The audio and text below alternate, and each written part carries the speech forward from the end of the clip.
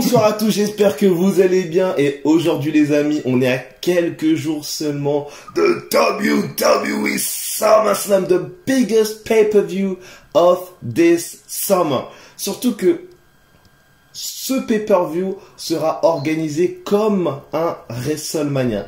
C'est-à-dire vraiment grand stadium, des grands plateaux partout, les superstars qui vont être en euphorie toute la nuit pour nous divertir. Et c'est ça le but d'un WrestleMania, c'est nous faire rêver. Et donc normalement, on va avoir chaud. C'est l'été, c'est SummerSlam et on va avoir chaud ensemble avec Monsieur Payne. Kevin, comment vas-tu? Bonjour, ça va et vous? Ah mais moi tout va bien, hein. Personnellement ça va. On a la demoiselle Rose, comment vas-tu? Ça va et toi? Tranquillement. Et on finit avec le grand Mike, comment vas-tu? Très bien et toi?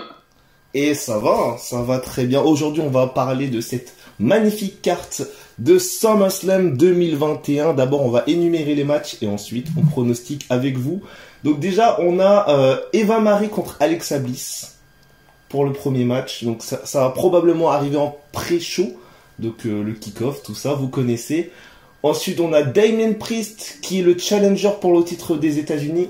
Il va affronter le champion Sheamus. On aura également Randy Orton et Riddle qui se sont réconciliés. RK Bro face à AJ Styles et Omos, sachant que Riddle sera chez lui ce soir à Las Vegas, dans le Nevada, aux États-Unis. On aura également The Usos contre The Mysterios. Un très bon match pour les titres par équipe de SmackDown. Bianca Belair qui va défendre son titre contre Sasha Banks, le titre de SmackDown. Ce match, je le rappelle, est une revanche de WrestleMania. Faut le préciser. On refait le match. Également, donc on aura un triple menace pour le Raw Women's Championship entre The Queen Charlotte for the brutality of the women division, Rhea Ripley, and almost the superhero, the Raw Women Champion, Nikki ASH. On aura également The Almighty WWE Champion qui va défendre son titre contre The Myth, The Icon, The Legendary, The Hall of Famer, Goldberg. Et on aura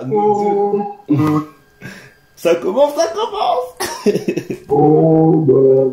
On aura également encore de la légende, encore du précipice, encore de l'excitation avec The Trouble to the Head of the Table, Roman Reigns qui va défendre son titre contre The Champ, contre The Face of WWE for many years, John Cena. Oh yeah. Let's go Cena. Ça va gueuler dans l'arène. Et enfin, on va terminer avec on va évidemment finir la carte avec le match que tout le monde attend depuis plus de 7 ans maintenant. C'est le match de God of WWE, Seth Rollins versus the Rated R Superstar Edge. Vraiment, t'as oublié, et t'arrêtes pas d'oublier ce match-là, toi, quand même, hein. Mais c'est pas ma faute. Mais j'arrive pas à réaliser que ces deux hommes s'aiment. Ça fait 10 ans qu'ils se connaissent. Jinder Mahal, Drew McIntyre, The Monday Maharaja, Jinder Mahal et The Scottish Warrior, Drew McIntyre. Les deux hommes s'aiment, ils ont fait partie de la même équipe. The Freeman Bay. Vous connaissez le rock, quoi. Moi, je serais partant pour qu'on commence un peu par le match pourri, tu vois. Le match qui sert à rien. Il est vraiment heal, lui, je crois. Il est vraiment heal. Ça en fait un gros hipster. Ok, on va satisfaire avec le premier match féminin de la soirée. Donc c'est un peu pour nous le kick-off. C'est Alexa Bliss, The Evil Alexa Bliss contre celle qui proclame être l'évolution de la WWE depuis des années, Eva Marie. Kevin, qu'est-ce que tu penses déjà du retour d'Eva Marie et de son match contre Alexa Bliss? Du retour, bon, ça m'a pas été, hein, je vais pas te mentir. C'est pas un retour qui me hype particulièrement. Et ensuite, pour le résultat du match, je vois bien Alexa Bliss gagner pour garder son personnage crédible. Et surtout, je vois pas perdre contre Eva Marie, qui pour moi n'est pas une adversaire assez imposante, qui a pu montrer de bonnes choses pour gagner contre Alexa Bliss. Malgré la présence de Piper Niven? Malgré la présence de Doudrop, Piper Niven, non, malgré cela, non. Peut-être on aura une petite altercation entre les deux qui va amener à la victoire d'Alexa Bliss, qui sait. Mais sinon, je vois toujours une victoire d'Alexa Bliss, que ce soit avec ou sans altercation. Ok, ça marche. Rose, est-ce que t'es d'accord avec Eve ou est-ce que tu penses que Eva Marie a une chance? Pas du tout, moi j'aurais dit Alexa Bliss. Ok, Alexa Bliss, vous êtes d'accord alors?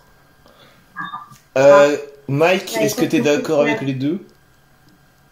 Je suis d'accord avec tout le monde tant qu'on arrête de parler de ce match en fait, tu vois. Moi je suis d'accord. Ah ouais. Non mais je te l'ai dit tout à l'heure, c'est un match qui sert à rien. Je sais pas, ils auraient pu faire un match plus beau, je sais pas moi. Il y avait plein de superstars dans le vestiaire, je sais pas. Vraiment, c'est pas possible. Non mais la vérité, moi comme je te l'ai dit tout à l'heure en off, tu vois, pour moi c'était vraiment un match pour compléter la carte. Alors est-ce qu'ils vont faire un truc entre la poupée Lily nouveau et le drop, un petit truc, tu vois? Je sais pas. Franchement, c'est le seul truc qui peut m'hyper, c'est qu'il y a la poupée Lily qui apparaît. Donc, qu'il y a une apparition à l'écran, on sait rien. En tout cas, il faut que le match soit hypant, il faut vraiment qu'ils font un truc autour de la poupée Lily. Donc moi, je suis d'accord avec ma femme et Kev. Et Kev, je vois pas l'autre là, la fille qui sert à rien. Ils ont viré des gens pour prendre elle. Il va terminer. La meuf qui sert à rien. Ah non mais j'arrive. En fait, moi je l'aime pas. Pourquoi? C'est pas parce que voilà. C'est juste qu'ils ont viré des personnes, ils ont pris elle quoi. Non mais. Dédicace à tous les rageux d'internet. Là, j'en peux plus. En fait, j'en parlais en off avec Chris, mais ils ont viré plein de gens importants pour au final faire revenir quelqu'un comme Eva Marie, et même ils continuent à faire des try-outs.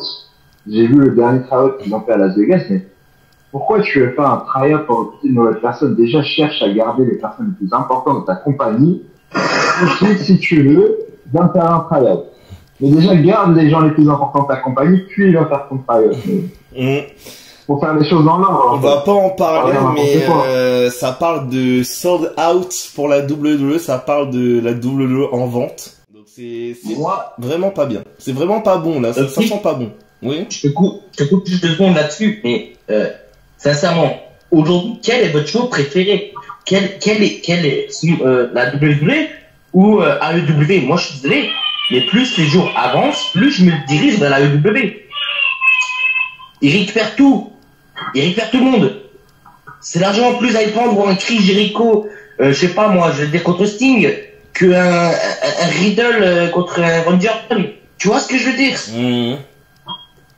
Et le problème, c'est que j'ai l'impression que la WWE a perdu son âme du catch, tu vois? Ouais, c'est vrai. Aujourd'hui, le catch est dirigé par l'argent. Donc là, la WWE est en train de couler, la AEW monte en flèche. Bientôt, le show principal du catch, désolé, mais ça va être la AEW. Ouais, je vois ce que tu veux dire. Après, si on veut parler de cette parenthèse, moi je pense que c'est pas la... En fait, si tu veux, la AEW, moi, et je pense que Kay va être d'accord avec moi, c'est pas la première fédération à avoir essayé. Tu vois, il y a eu également Impact qui a essayé pendant des années de dépasser la WWE. Ça n'a jamais arrivé. Récemment, il y a eu la NJPW qu'ils ont essayé, ils ont jamais y arrivé. Et la WWE, faut le préciser, ça fait que 1 an et demi qu'ils ont été créés, et que la majorité des superstars qui sont là-bas ont une carrière de plus de 20 ans à la WWE. D'accord. Alors, dis-moi, je suis d'accord avec toi. Ils vont jamais la couler. Dis-moi, ils récupèrent CM Punk, peut-être Daniel Bryan, d'accord? Chris Jericho, Dean Ambrose, Luke Harper, paix à son âme, tu vois? Sting, Kurt Angle, Ric Flair, ils partent tous là-haut, Big Show. Je peux encore tous les citer, hein. Il y en a plein. Ouais, Sean Spears, Pac, il y a également, il y en a plein, il y a également Everrise qui a rejoint. La moitié des catcheurs qui a la AEW, plus de la moitié, je pense qu'ils appartiennent qu'ils appartenaient à la WWE, qui était à la WWE avant. Je ne sais pas ce qu'ils font, la WWE, pour que même des légendes comme Ric Flair décident de quitter la WWE. S'il te plaît, qu'est-ce qui se passe? Bah, ce qui se passe, c'est que tout simplement, déjà, premièrement, encore une fois, je vais vraiment éclaircir ça avant qu'on passe à autre chose, parce que je sais qu'il y a beaucoup de gens qui râlent énormément dessus, les gars. Calmez-vous. Ce n'est pas Vince McMahon qui vire tout le monde. Il n'a rien à voir avec ça, faut le savoir. Les responsables de ça, c'est Bruce Prichard et le John Laurinaitis. Je te coupe tout de suite. Je viens de lire un truc, il y a même pas 5 minutes sur Catch News, d'accord, qui me disait pourquoi, tu pourras les regarder après, d'accord, quelle est la raison de la licenciement de Bray Wyatt? Une embrouille avec Vince McMahon. Ouais. Donc, je suis désolé, mais Vince McMahon a à voir quelque chose. Peut-être pas dans tous les licenciements, mais dans le licenciement de Bray Wyatt, qui est quand même une des figures de la WWE. On adore ces personnages un peu fous. Qu'est-ce que tu vires une personne comme ça? Il va aller à la signer à la WWE, toute son imagination va aller à la WWE. Regarde, Aleister Black, c'est pareil. Il vire des gens qui ont un peu une importance quand même au sein de la fédération. Je suis d'accord avec toi. Je suis d'accord avec toi que c'est un gros problème qui vire autant de gens quand même comme Bray Wyatt, qu'ils ont une imagination débordante, qu'ils arrivent à créer des personnages entre guillemets aux commandes de l'univers de la WWE, à des personnages originaux, des personnages qu'on en rêve dans nos pires cauchemars comme Bray Wyatt. Mais franchement, honnêtement, Bray Wyatt c'est le type de personne comme ça que il est capable de vraiment créer des choses nouvelles et il a pas que monté son personnage. Il a aidé des personnages comme Alexa Bliss à créer un nouveau personnage. Il a aidé son frère Bo Dallas à se remettre en marche avec la victime. C'est ça. Tu vois. Et moi, ce que je dis, Chris, écoute juste ma pensée. Tu dis jusqu'à présent, il y a d'autres fédérations qui ont testé d'humilier, on va prendre ça comme ça, d'humilier la WWE. D'accord? Mais Chris, est-ce que d'autres fédérations ont réussi à récupérer autant de catcheurs de la WWE que la WWE? Non, jamais. Enfin, il y en a comme un petit peu. À l'ancienne, on fait la WWE. À l'ancienne, ils ont récupéré quand même des Hulk Hogan, les Macho Man, des Savage, mais Ric Flair, c'était les seuls, on va dire, c'est la seule comparaison qu'on pourrait faire, c'est WCW. AEW. Moi, j'attends vraiment de voir dans le temps ce que ça peut donner la AEW. Pour l'instant, c'est un bon projet, mais comme tout bon projet, ça peut avoir une fin très vite, comme la WCW à l'ancienne. Exactement. Si dans 10 ans, je vois qu'ils sont encore en double, j'admettrai que c'est les meilleurs. Si dans 10 ans, je vois qu'ils sont toujours là, voilà, faut pas bien admettre que c'est les meilleurs. Kev, tu rates AEW? Vraiment non. D'accord, alors, j'ai regardé les débuts, on va dire les comitos. Regarde les shows d'aujourd'hui. Les shows, je te parle pas je te parle de pay-per-view. Regarde un pay-per-view de la WWE, regarde un pay-per-view de la WWE. Tu verras vite que ton regard va vite changer, que tu vas préférer les pay-per-view de la WWE que de la WWE. Je vois ce que tu veux dire. Dans quelle expérience, je vais regarder ça. Moi, je trouve que la WWE, en fait, ce qu'ils essayent de faire, c'est innover. Ce que la fédération ne fait plus. La WWE n'innove plus. La WWE essaye de nouveaux trucs. Tu vois?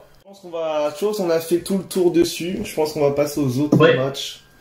Alors du coup, on va passer à un match que tout le monde attend au show. En plus, un de ces 4 catcheurs sera présent, surtout, mais ce sera chez lui, Las Vegas dans le Nevada. Et oui, on aura donc Randy Orton, the Viper, the Apex Predator, the Legend Killer, qui fera équipe avec the Original Bro, qui sera Hometown of Las Vegas, contre AJ Styles et Omos pour les titres par équipe de Monday Night Raw. Kevin, est-ce que tu penses que Omos et AJ Styles vont conserver, ou est-ce que tu penses que c'est la nuit, c'est le moment, la soirée de RK Bro? Alors, on est chez Riddle, c'est le retour de RK Bro. Randy Orton, c'est vraiment quelqu'un qui a beaucoup d'expérience, qui a rarement raté ses opportunités de titre, donc je vais dire RK Bro, pour sûr. Ok, donc on est d'accord que si RK Bro gagne, ça va être la fête à Las Vegas, on est d'accord? Bro. Dans tout Las Vegas. Les paillettes, les feux d'artifice, il va y en avoir. Ok. Rose, est-ce que t'es d'accord que c'est la fiesta à Las Vegas? Pas du tout. Ah non? Tu penses que The Phenomenal One AJ Styles et le grand Omos vont conserver leur titre? Oui. Ok. Un partout. Ah non, moi j'ai envie de savoir pourquoi. Je vais faire chier ma femme pour une fois, j'ai envie de savoir pourquoi. Ça veut pas dire, comme Chris a dit, que Riddle, parce que voilà, il est chez lui, qu'il va gagner. Justement. Moi, je pense le contraire. Donc je pense qu'elle pense que justement, vu qu'il est à Las Vegas, il va perdre. En fait, voilà, il faut croire, pour moi, hein. Il faut croire, voilà, il est chez lui, il va gagner, mais au final, bah, voilà. AJ Styles va décevoir tout le monde. Tel un heel qu'il est. Bon, moi sincèrement, moi je vois Riddle et RK Bro gagner. Hein. Je suis pas du tout d'accord avec madame qui est à côté de moi. Mais en fait, je pense que le match va se situer vraiment entre Omos, Riddle et Randy Orton. J'ai peur qu'on efface un peu AJ Styles et qu'on justement... Et AJ Styles, c'est un peu, pour moi, vous voyez, la petite goutte de merde, hein. Là, j'ai pas compris pourquoi tu dis ça. Non, mais parce que t'as Omos, quoi. Omos, tu vois, le mec, voilà. Pour le battre, il faut y aller. Donc moi, je pense que vraiment, la cible, ça va être AJ Styles, il va se faire éclater comme une merde. Ouais, je vois ce que tu veux dire. Mais, non, mais c'est la vérité. Alors, ensuite, je sais pas, ils vont avoir une combinaison entre Riddle et Randy Orton. Ils vont faire tous les deux le RKO en même temps et le tomber tous les deux. On voit pas. Et ils sont champions comme ça. Ça me rappelle Raid RKO pour les références. Et toi, Chris? Et toi, Chris, c'est qui va gagner? Je te pose la question. J'hésite. Vous savez quoi? J'hésite. Parce que d'un côté, on a une équipe phénoménale, comme AJ Styles l'a dit, ils ont battu tout le monde. Et de l'autre, on a l'expérience et la nouveauté. Randy Orton et Riddle. Sachant que Riddle a quand même une carrière assez développée. Ancien champion par équipe d'NXT avec Pete Dunne. Il a remporté également les tournois à NXT, les tournois du Dusty Rhodes Tag Team Classic. Il a remporté également le titre des États-Unis. Le mec quand même a quand même de l'expérience également. C'est un mec qui a fait de l'UFC et de l'MMA, donc il a aussi beaucoup d'expérience sur ça. Donc moi ça me fait hésiter tout ça, toutes ces informations ça me fait hésiter. Après je suis d'accord avec toi que Omos ça va être très très dur de le battre, de l'écarter du ring. Mais je me dis qu'avec un petit peu d'intelligence, RK Bro peut s'en sortir et peuvent gagner. Donc, ouais. Je dis RK Bro. Bon, t'as fait un 3 contre 1, quoi. Ma femme, elle se retrouve tout seule. Je suis désolé, mais moi, honnêtement, je me dis que l'expérience, c'est utile. Surtout dans le catch. Je vais rigoler, hein, si c'est l'inverse, hein. On passe à... Ça te dit qu'on passe au match Jinder Mahal contre... Drew McIntyre, un match que j'ai pas envie, mais bon, c'est la vie, faut bien regarder. The Monday Maharaja, ça va être la fiesta. Comme quand il a remporté le WWE Championship, et il va affronter un autre homme qui l'a remporté 2 fois, et un homme qui est connu depuis une dizaine d'années, avec qui il a fait équipe, avec un certain Heath Slater, qu'on salue, c'est Drew McIntyre. Bon, on va essayer de faire vite ce match-là parce que c'est encore un des matchs pour moi qui ne sert à rien. C'est aussi, non mais le match-là, on va pas se mentir, il a été aussi fait pour gonfler la carte. Ça fait partie des matchs qu'ils ont fait pour gonfler la carte. En vrai, sans te mentir, honnêtement, sans faire de heel turn moi-même, sans te mentir. Comparé à Eva Marie contre Alexa Bliss, il est quand même mieux. Drew McIntyre, Jinder Mahal, il y a une histoire derrière. Alors pourquoi ils auraient pas mis... Moi, je suis d'accord, quand tu as une histoire, c'est censé être le match final, tu vois. Alors dans les cas-là, tu mets la ceinture de l'épée de Drew McIntyre en jeu. Ouais, mais après, tu vois, moi je me dis un truc. Drew McIntyre a dit que dans une interview qu'il aimerait récupérer son ancien theme song, vous le savez, Broken Dreams. Et je me dis qu'il va donc récupérer son ancien personnage qui était à l'ancienne avec Teddy Long. C'est ça, The Chosen One, l'élu des fans. Donc moi je vois bien l'histoire se créer à nouveau. Moi je vois bien Drew McIntyre gagner face à Jinder Mahal et abandonner l'épée donc de Swords, de Claymore. Je vois bien abandonner l'épée dans le ring en prenant le temps quand même de s'agenouiller, faire un petit peu une fiesta, et ensuite un peu plus tard dans un mois précis arriver à nouveau avec Broken Dreams, et que tous les gens vont pouvoir revivre avec cette chanson, tout comme Jeff Hardy qui est retourné avec son ancienne musique No More Words. Ça a été épique. Ouais. Je vois ce que tu veux dire. Ouais, bah moi je dis pour le match là que ça sera aussi Drew McIntyre comme force. Ok. Rose, est-ce que tu es d'accord que Drew gagne et probablement revient avec son ancien personnage? Ah bah, bien sûr. En sachant que les deux autres ne seront pas là, hein. Ils n'ont pas le droit d'être aux abords du ring. Hein. Veer et Chen qui sont bannis du ring. Ah bah ça c'est bien. Il reste plus que Kevin. C'était, pour ceux qui s'en rappellent pas et qui veulent savoir, c'était la stipulation qui était inclue dans le match. C'est Drew McIntyre qui en a parlé à Adam Pearce et Sonya Deville, et ils se sont mis d'accord. Si Drew McIntyre gagne le match, Chenky et Veer sont bannis du ring pendant toute la durée du match entre Drew McIntyre et Jinder Mahal à SummerSlam. Allez Kevin, maintenant c'est à toi.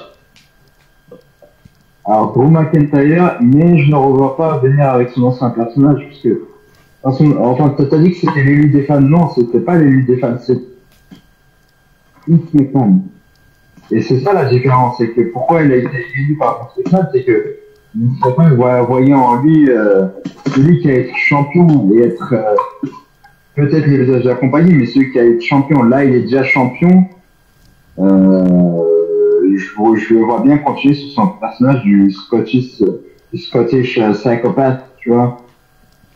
Donc tu le vois revenir en l'élu, ce serait revenir, on va dire, au débutant qui était là pour la première fois. C'est plus un débutant maintenant. C'est quelqu'un d'imposant qui dans quelques années pourra devenir même le visage de la compagnie tout autant que Roman Reigns. Je vois ce que tu veux dire. Donc t'as dit Scottish Psychopath. Donc tu penses à un retour de son personnage assez récent, de son heel turn, qu'on s'en souvient tous? Tu penses à un retour du psychopathe? Le psychopathe écossais, okay. Le psychopathe écossais, bah oui, c'est un personnage un peu fou qui n'hésitait pas à mettre en avant un ancien, vraiment, qui était beaucoup plus brutal. Et c'est vrai que ce personnage, je pourrais même mettre en avant en face. Ok. Non, mais c'est un personnage beaucoup plus imposant, un peu à l'image de Roman Reigns, parce que vraiment, tu pourrais créer quelque chose comme ça avec des Reigns qui représente l'une des divisions que ce soit Raw ou SmackDown, et McIntyre, l'une des deux divisions. Je me souviens, c'était comme un peu bâti. Quand t'avais l'un qui représentait une division et l'autre division. Batista SmackDown et Batista Raw. Ouais, je vois ce que tu veux dire. Je vois très bien ce que tu veux dire. Je pense qu'on a fait le tour. Ouais. C'est quoi le prochain match? On a The Usos qui vont défendre leur 7-time championship face à The Mysterios, Ray and Dominic Mysterios. Bah, moi, sincèrement, pour le match là, je vois les Mysterios gagner, reprendre le titre. Voilà. Tu vois donc la famille Mysterio battre tout simplement les Usos. Ouais, tout simplement. Ok, Kev, est-ce que tu es d'accord avec lui? Est-ce que tu penses que le pénitencier des Usos va se faire fermer par les Mysterio? Il n'y a plus de pénitencier, mais oui. En tout cas, ce qui est sûr, c'est que pour moi, les Usos vont gagner. Pour moi, Dominique, il n'a pas encore l'expérience suffisante pour gagner son premier titre. Faut le laisser mûrir doucement et sûrement. Mais pour l'instant, pas de titre pour eux. Ok, ça marche. Rose, est-ce que tu penses, comme Kevin et Mike, que le pénitencier des Usos va se faire clôturer par les Kevin, il a Mystérieux. dit que les Usos allaient gagner. Kevin, il a dit que les Usos allaient gagner. Ah oui, d'accord. Les Usos vont gagner, donc ils vont conserver le Oui, voilà. pénitencier. Les Usos, si t'avais pas compris. Non, j'avais pas compris. Rose, du coup, est-ce que t'es d'accord avec ton homme ou est-ce que t'es d'accord avec Kev? Je suis pour les Usos. Donc, t'es d'accord avec Kev. Ah. Elle est d'accord avec Kev. Eh ben, je vous rejoins, les gars, parce que pour moi, every time the Uso will win because welcome is the Uso Penitentiary. Tu vois, je m'en doutais que sur la question-là, j'allais être tout seul. Bon, tu sais, c'est comme a dit ma femme tout à l'heure, quand les Usos vont perdre leur titre, c'est pas moi qui serai en train de pleurer. Mais voilà, c'est pas grave. Non, mais honnêtement, déjà, honnêtement, je vais pas vous mentir, pour moi, les Usos, c'est une équipe de ouf. Pour moi, c'est deux mecs qui ont un point commun, ils sont frères jumeaux, ils ont fait toute leur carrière ensemble, ils sont hyper bons dans le ring ensemble, ils communiquent vraiment très très bien. Alors que Dominic et Rey, ok, ils ont un lien familial, c'est son père, c'est son fils. Mais comparé à deux frères jumeaux, c'est pas pareil. Parce que je veux dire. Franchement, on enchaîne, on passe au match suivant. Mais ouais, on passe au match suivant. On passe à des femmes, tiens, pour changer. Un triple menace, tiens, pour changer. Pour le Raw Women's Championship. Et on passe à un match qui oppose The Queen, Charlotte Flair, à The Brutality of the Women's Division, Rhea Ripley, à The Raw Women's Champions, Mademoiselle Nikki Ash. Alors, moi, j'ai une question déjà. Parce que, en fait, est-ce que les chaises et tout ça sont autorisées? Parce que moi, j'ai déjà vu des triples matchs où les chaises n'ont pas été autorisées. Donc, est-ce que ils ont le droit d'aller chercher des chaises, des tables? Les triples menaces ou les triple threats, normalement, sont, c'est des règles sans disqualification et il me semble, enfin, il n'y a pas vraiment de règles quelconques. Donc, je vois Nikki Cross gagner. Un peu à l'exemple qu'il y a eu il y a 15 jours avec Charlotte Flair, quand Charlotte Flair s'est pris la table, tu vois. Je vois Nikki Cross gagner avec un roll-up, tout simplement. Je la vois pas gagner une victoire ambulance avec sa finish, machin. Je la vois gagner tout pourri, mais je la vois gagner. D'accord, ok. D'accord, Kev, est-ce que t'es d'accord avec lui? Ah, Nikki Ash. En même temps, quand t'as deux superstars imposantes comme ça, je vois pas comment tu peux gagner clean. Donc oui, un roll-up, un truc surprise qui va faire que... Je pense que Almost the Superhero va gagner avec un roll-up. Un petit paquet, un roll-up, voilà. Un truc genre, tu vois, je sais pas moi, Rhea Ripley, elle fait sa prise finish à Charlotte Flair et Nikki Cross vient, elle la balance à l'extérieur du ring et 1, 2, 3, et voilà. Un truc comme ça, un truc pourri. Je trouve que ça fait un peu heal quand même, ça, non? Ouais, ça fait un peu, ça fait heal quand même. Donc, je vois pas trop ça. C'est possible. ça me rappelle, c'était quel match ça? Ça me rappelle quoi? Ça me rappelle The Shield, à l'époque où ils étaient vraiment en rivalité. Et ça me rappelle un moment où t'avais John Moxley qui met son Dirty Deeds à Roman Reigns. Et t'as Rollins qui l'envoie à l'extérieur, qui fait le curb stomp et qui gagne. J'étais mort de... Ou j'ai encore une autre idée. Ça peut être encore une autre idée. Tu vois, parce que des fois, les arbitres sont un peu cons. Alors, t'as, je sais pas moi, genre Charlotte Flair qu'elle fait un tombé sur les deux. Sauf que l'arbitre considère que Nikki Cross est au-dessus et que Charlotte Flair est au-dessus de Nikki Cross. Du coup, c'est Nikki Cross qui appuie les épaules de Rhea Ripley au sol. Du coup, c'est Nikki Cross qui gagne. Tu vois? Mais c'est possible. Avec la WWE, c'est possible. Non, mais je vois où tu veux en venir, mais non, je pense qu'il y aura il y aura une victoire clean ce soir. Je pense. Toi, chérie, tu es qui? Moi, je suis pour Rhea Ripley. Ah oui, c'est avec elle, c'est Rhea Ripley. Oh. Ok. Ok. Oh, tu veux de la violence, toi? T'aimes bien la violence, ça se joue. Alors là, avec Chris, on est parti pour 1 heure de débat. En vrai, je vais être simple. Je pense que attention, je pense que ça va se jouer entre Rhea Ripley et Nikki Cross, pour moi.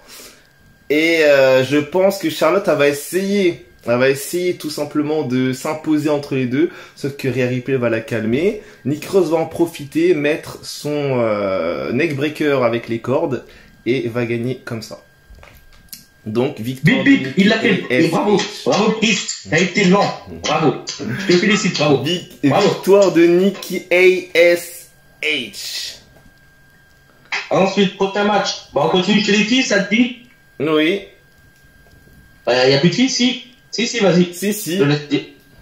The SmackDown Attends. Women's Championship. Attends, 2 secondes. Je reviens sur les filles là. Est-ce que vous avez des nouvelles sur la blessure de Natalia? Non, pas trop de nouvelles, mais On sait pas quoi. il me semble que ça se passe très bien parce qu'apparemment elle se fait des petits entraînements dans son donjon, dans le donjon des Hearts. Donc ça se passe plutôt bien sa blessure. Donc je pense qu'elle aimerait bien retourner assez rapidement. Je crois qu'elle avait dit qu'elle voulait revenir en octobre, je crois.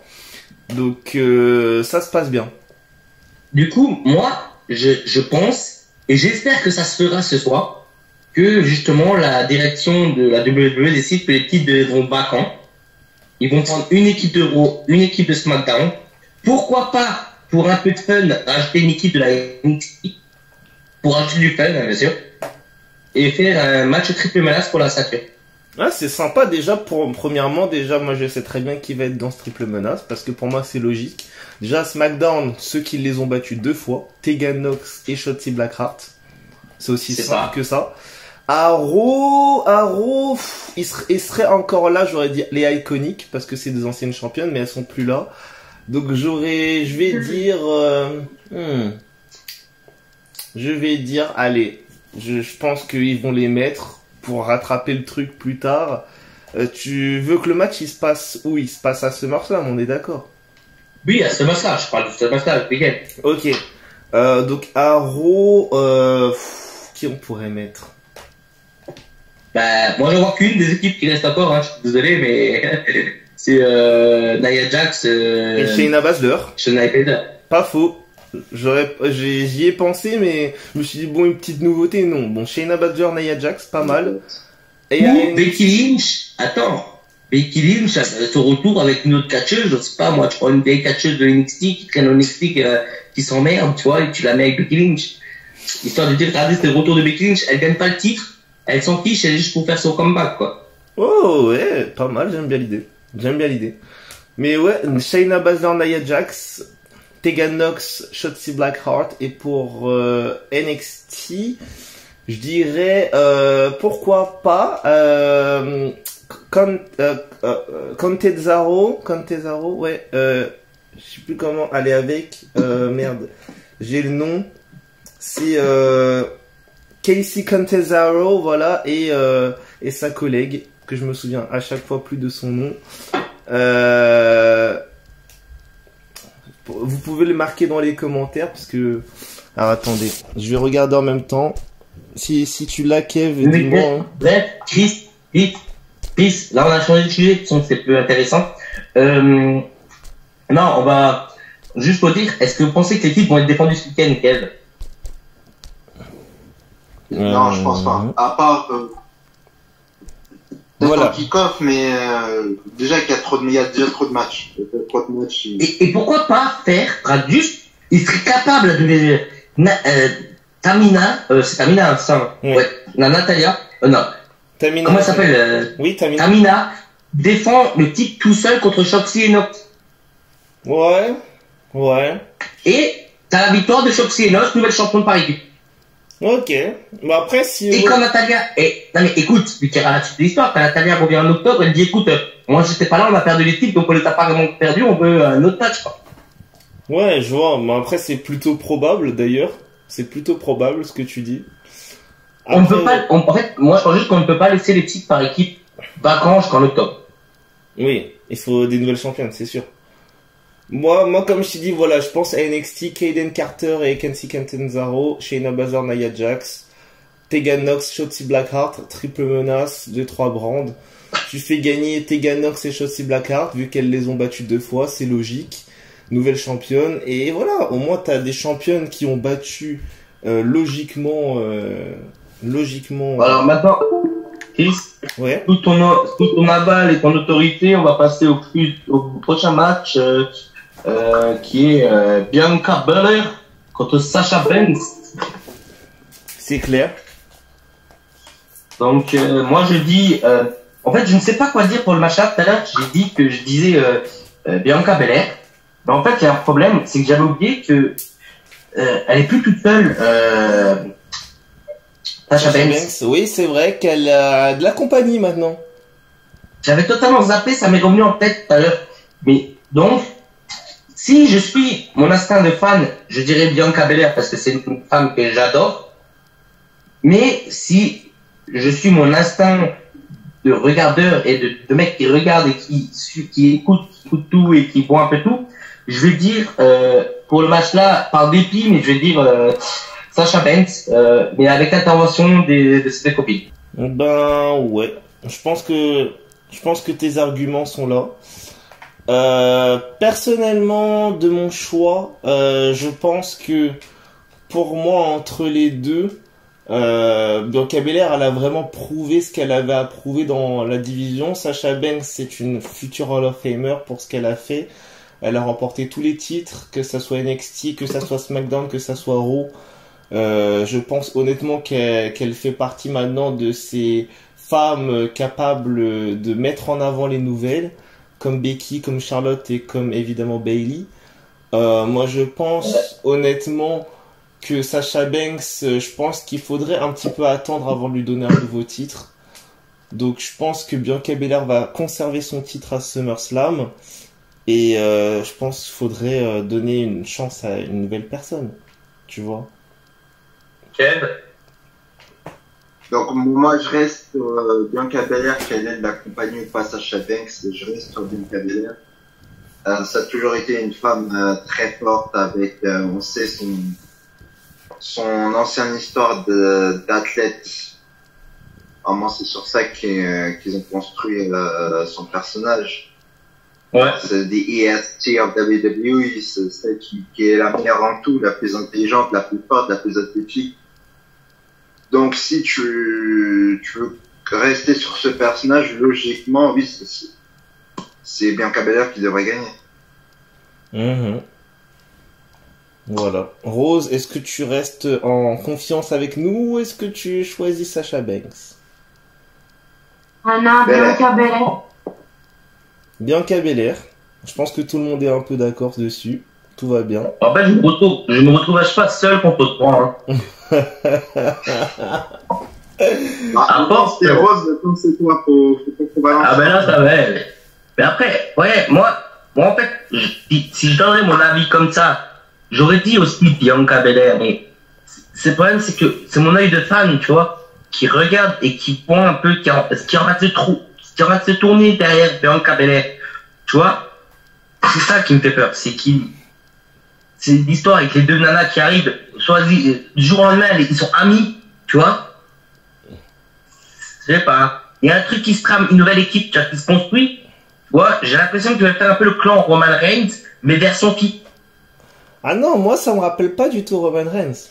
Ah non, moi ça me rappelle une ancienne équipe qui avait à l'ancienne, et pour ceux qui s'en rappellent, ouais c'est ça, rappelez-vous, bon j'ai pas raconté toute l'histoire, mais Stephanie McMahon avait annoncé des arrivées à la WWE, et donc du coup on a eu les débuts de toutes les femmes d'NXT, donc du Force Woman de la WWE, donc Becky Lynch, Charlotte, Bayley et Sasha Banks, mais surtout Sasha Banks et les trois autres. Bayley, elle a débuté un peu plus tard avec Mick Foley.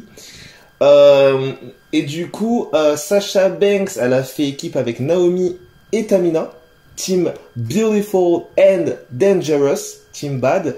On a eu également Team Bella avec Alicia Fox et les Bella Twins. Et de l'autre, on a eu la team, il me semble, je sais plus c'est quoi le nom. Ah oui, avec Paige, Charlotte et Becky Lynch. Voilà.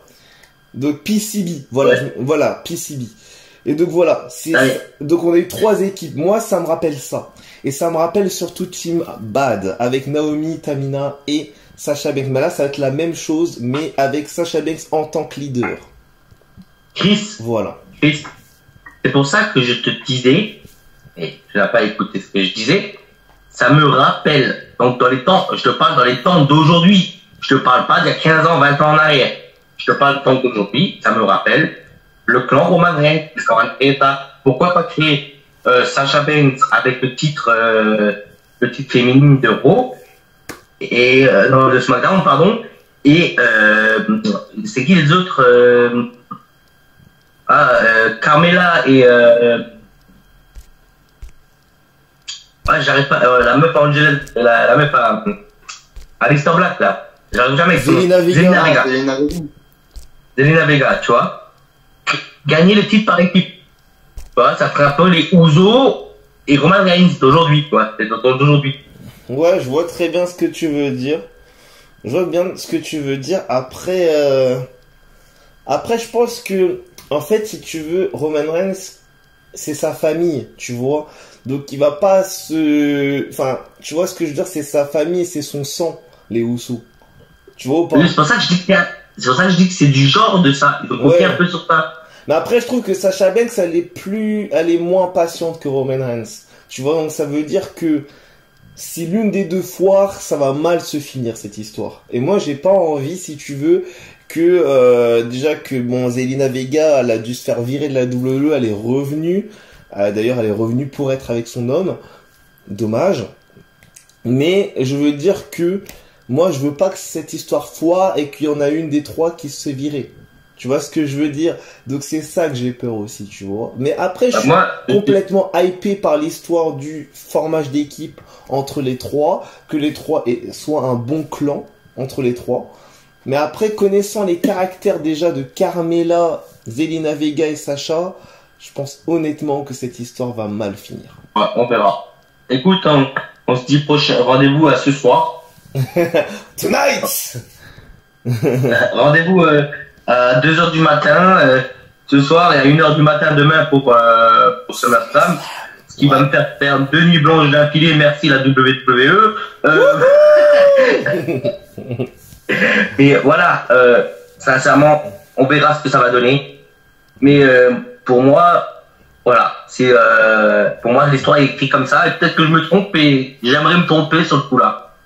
Ah ouais, je vois. Donc Rose, est-ce que t'es d'accord avec nous ou est-ce que tu penses que... Oui, elle est pour bien taper elle est ouais, d'accord avec nous. Je sais, mais est-ce qu'elle pense que cette équipe va mal finir ou pas? Sasha Banks, Carmella et Zelina Vega. Zelina Vega. Elle sait pas. Elle attend de voir, comme toi. Ok, donc du coup là on en est à l'un des main events de la soirée. Sheamus Damien Priest, titre États-Unis. Ouais. Moi personnellement je vais vous dire tout de suite, il va pas y avoir 50 ans de parole. Damien Priest, ça va gueuler dans l'arène. Damien Priest, nouveau champion des États-Unis, ça va gueuler à Las Vegas. T'es d'accord, Kevin? Damien Priest, l'archer. Ça va tirer des flèches. On va rester. Pareil. Est-ce que tu es d'accord, Rose? Ah oui, c'est bien mien. On est tous d'accord pour une fois, ça fait plaisir. Yes. Est-ce que tu es d'accord que désormais the United States Champion Damien Priest pourra enfin vivre pour toujours? Live forever. Ouais, ça serait bien. Ça serait cool. On enchaîne? On enchaîne également avec un match que tout le monde attend et ça va faire gueuler toute l'arène de Las Vegas. The Almighty WWE Championship va être enfin défendu dans un gros match. MVP va donc accueillir notre ami Bobby Lashley, the Almighty WWE Champion. Et Bobby Lashley va se confronter à l'un de ses matchs les plus importants de sa carrière, face à ni plus ni moins qu'un homme qui a eu la streak la plus longue de l'histoire du catch, 175 victoires, 0 défaites, un homme qu'on surnomme The Myth, un homme qu'on surnomme The Icon, The Legendary, The Hall of Famer, Goldberg. Est-ce que c'est encore le soir de Goldberg? On sait qu'il est... Moi, je te réponds. Je te réponds en chantant. Goldberg. Goldberg. Goldberg.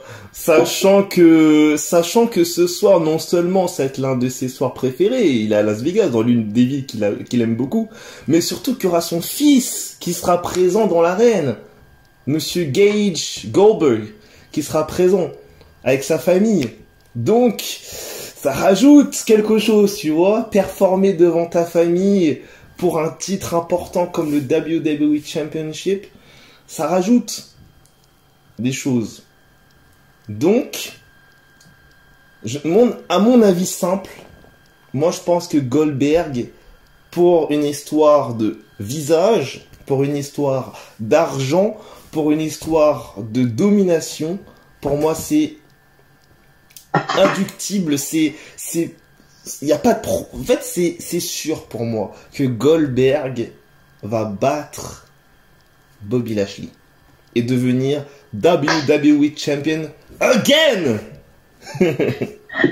Allez Chris, t'as fait ton temps, je suis d'accord. Et à toi, Ouais, alors moi je dirais Goldberg, même si, faut s'en souvenir, la WCW, l'une des manières qu'avait utilisé la NWO pour battre Goldberg, c'était qu'ils étaient à deux. Razor Ramon avait utilisé un taser pour taser justement Goldberg, et Kevin Nash a porté sa powerbomb. Je me dis, est-ce qu'ils vont pas faire pareil avec MVP? Pourquoi pas utiliser une arme, distraire l'arbitre et puis faire Bobby Lashley? Et c'est vrai, c'est une histoire, c'est une histoire. Mais je dirais, avec la logique totale de WWE, ce serait plutôt Goldberg qui va gagner.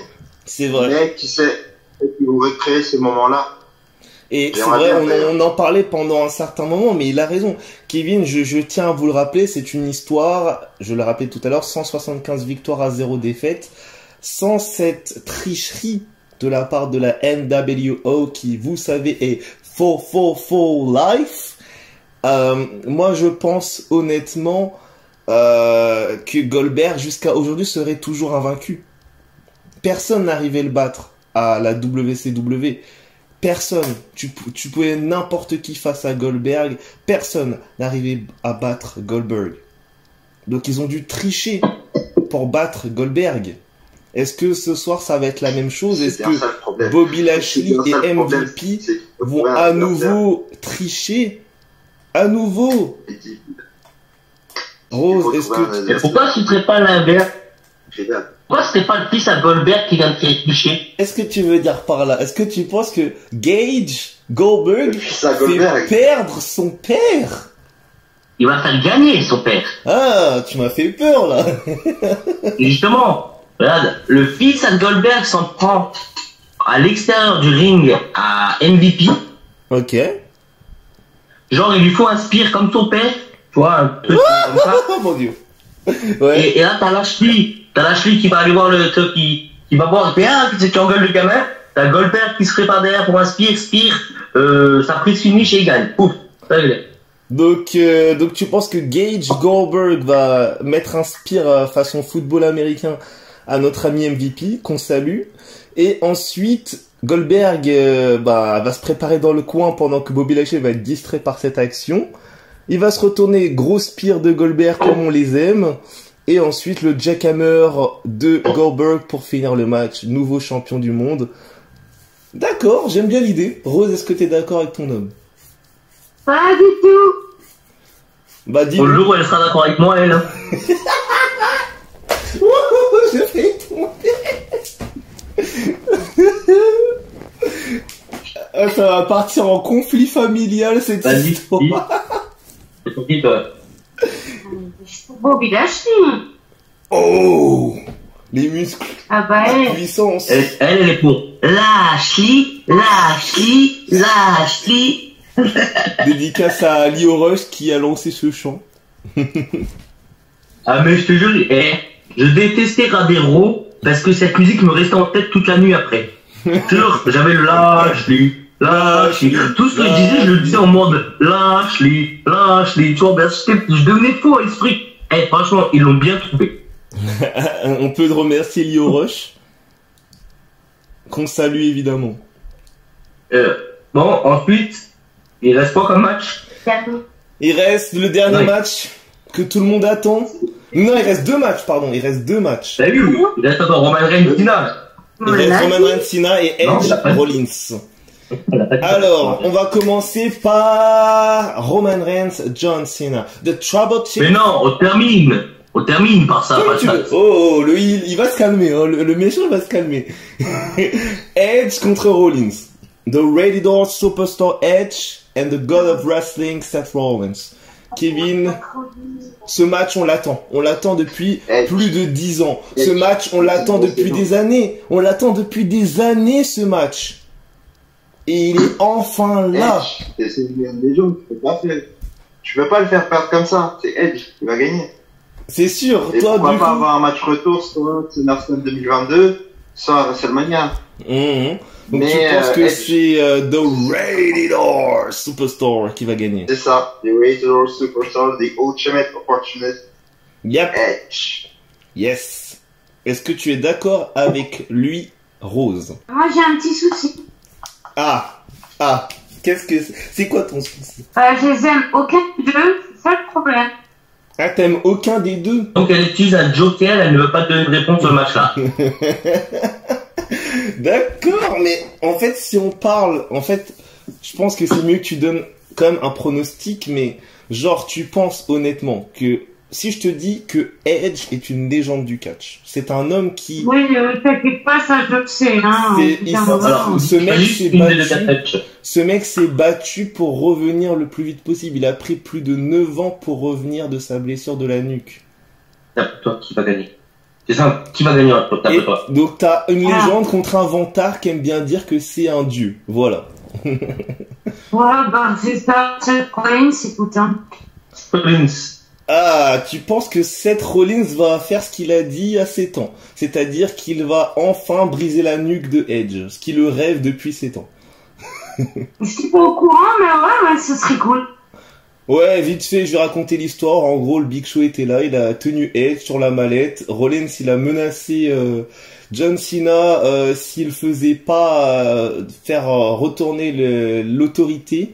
Il cassait la nuque de Edge qui était juste là pour faire son émission de Curling Edge. Et voilà. D'accord. Cena a fait sa phrase classique de cette année-là. I bring back the authority! J'espère que ça te souviendra du coup. Et du coup, Edge, était pas très content quand Rollins s'est un peu moqué de lui, hein? Edge a fait la tête, hein? Était pas très content. Mais je pense qu'il va lui faire payer. Oh oui, connaissant Edge, c'est pas le genre d'homme à laisser ce genre d'histoire comme ça. Oh non. Ça va finir en concerto cette histoire, je le sens. On verra bien. Ouais. Alors, moi, je vais dire, pareil que Kev, je vois pas Edge, sincèrement, ce match à perdre. Il faut pas oublier que ça fait 3 semaines de suite que Edge se fait un peu littéralement défoncer contre Seth Rollins. Il s'est vrai. fait des caméras dans la tête. Je crois une mallette à outils aussi, si je me trompe pas. Donc ça fait un peu beaucoup pour Edge. Donc je pense vraiment, j'avais une que ce soir on va apprendre que ça va être un match à stipulation et non un match classique. C'est C'est quoi, sincèrement ce que je pense. je verrais bien un match extrême. Genre un no-contact ou un I quit match ou un truc du genre, mais je ne vois pas sincèrement que ça va être un match classique. Je sais Franchement, pas après honnêtement, Kev, je sais pas ce que t'en penses, je sais pas ce que Chris t'en pour moi, pense, mais pour moi, il y a deux si ça matchs. reste un match nul, j'aime pas. Pour moi, il y a 2 matchs qui sont probables pour ce match. Je parle de stipulation, attention.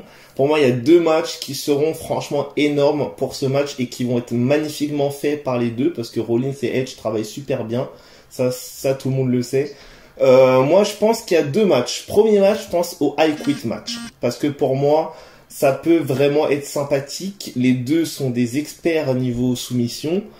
Donc, moi, je pense que ça peut être sympa entre les deux de pouvoir leur faire repousser leurs limites.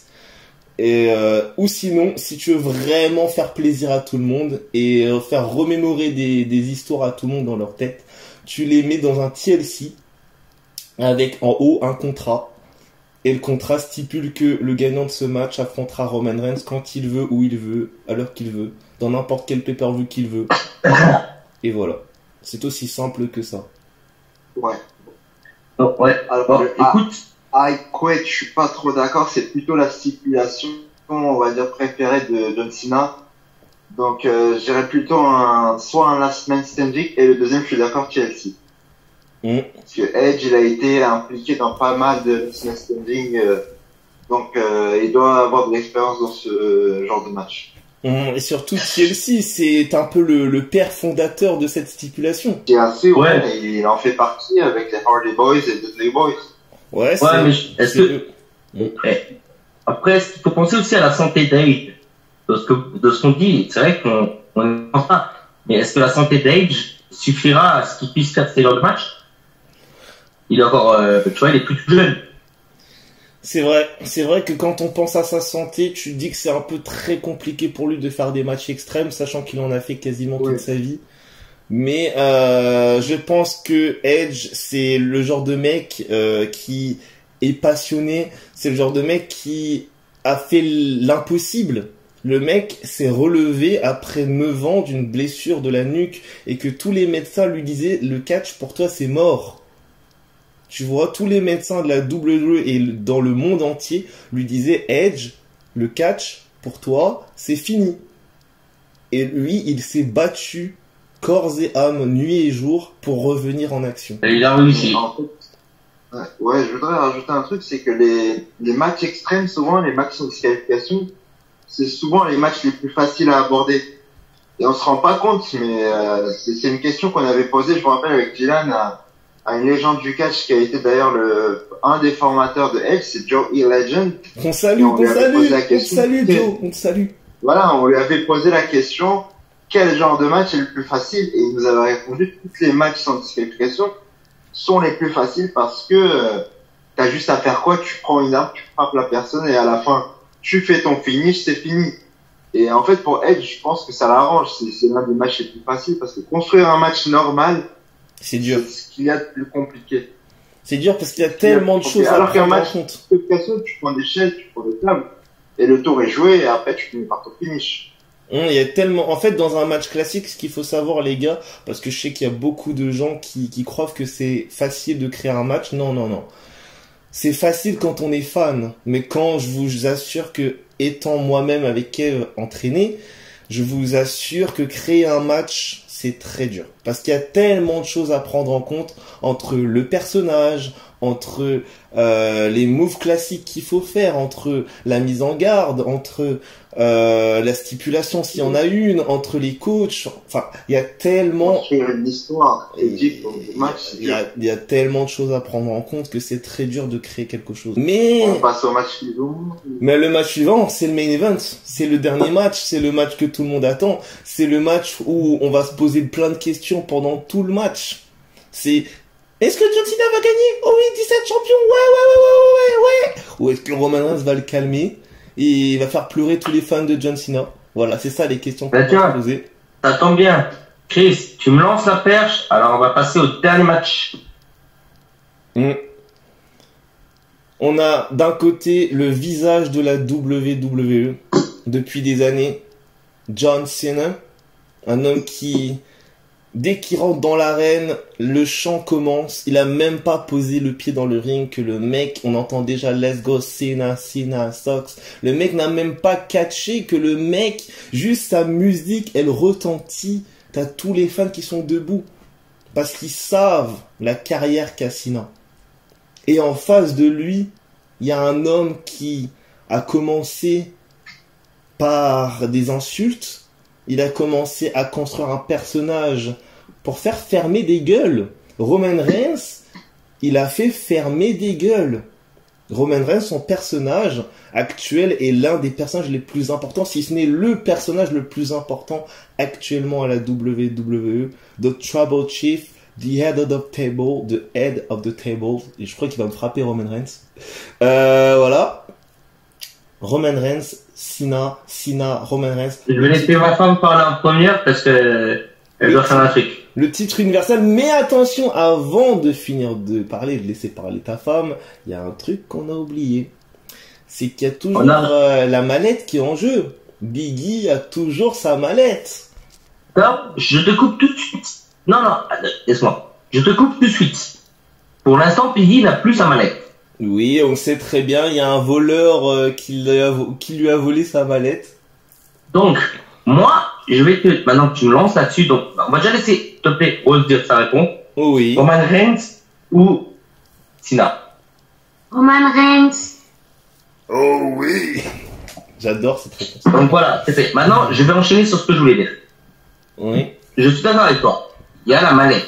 Mais, pour comme elle est, la WWE, après, j'aimerais juste, Chris, avant que tu interviennes, avoir juste la réponse de Kev, parce que j'aime bien ses réponses. Donc, je vois ce week-end, à la fin du match de Cena et Reigns, on va dire que Cena, pour moi, Cena gagne, hein, je vais pas te mentir, d'accord? On va laisser Cena gagner, et ensuite, t'as Baron Corbin qui arrive et qui met un coup de mallette dans la tête de Cena, et qui donne la mallette à l'arbitre. Oh, ouais. Mais, vu que c'est un poissard, il va perdre son cashing. Oh, putain. Et ensuite, dans le prochain SmackDown, il y a Piggy qui vient râler auprès d'Alan Pierce et de l'autre, là, et qui dit, ah, moi, j'ai pas eu de match, c'est pas ma mallette, tu vois, machin. Et là, ils disent, écoute, on va faire une mise, quoi. On te rend ta mallette parce que c'est pas toi qui l'as caché. Ouais, c'est probable. Donc, voilà, mon pronostic, c'est John Cena avec une cashing de Money in the Bank loupé de Monsieur Baron Corbin. Ok. Pauvre Corbin, la malédiction de la mallette sur lui.